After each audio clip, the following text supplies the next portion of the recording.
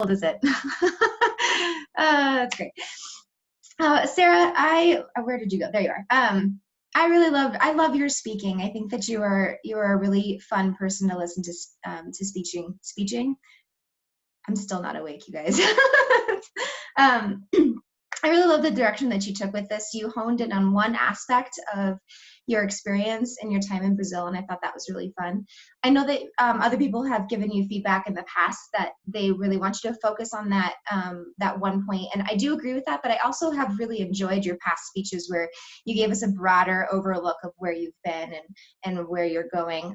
So I think that worked especially well here because we kind of had this background story from you, and then you could really hone in on some very specific instances. So that's my 2 cents. I know everyone's got different opinions on that, but I liked how we were bigger picture before, and this was a lot more close up. Some of the things I really loved about your speech, you said it opened your eyes opened wide, and you did this like hand thing, and your eyes got really big. It actually made me think of that movie by Quentin Tarantino. I think it's Pan's Labyrinth.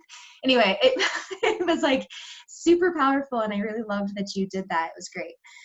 I also really liked your story about giving your clothes away, and you built up this whole picture of the experience of being there, and so that was really a powerful story. Some things that I was thinking about for you to work on. At the beginning, you suggested to take a moment and think of a situation. I was a little unclear of what the situation was that you wanted us to be thinking about. Like I was having a hard time following it. And it could have been because I was really paying attention to what you were doing and all these other things, but that was just one thing that I was a little unsure of.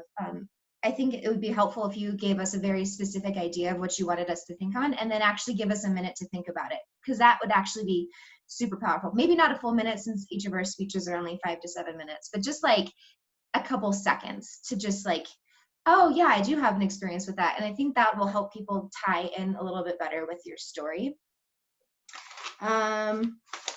We'll see, the ending did seem a little bit rushed, but it probably was because you're probably running out of time.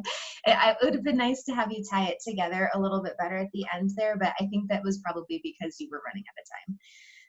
And then the last thing I had was your speech was titled Why Now, but I actually think it would have been better to label this speech What's Next, because that was really what you were focusing on, is where you were going next. And I know that this is a redo of a speech, and so you might not be aware that you can still change the title of your speech even if it's a redo. So just throwing that out there, I think that might have been a better title.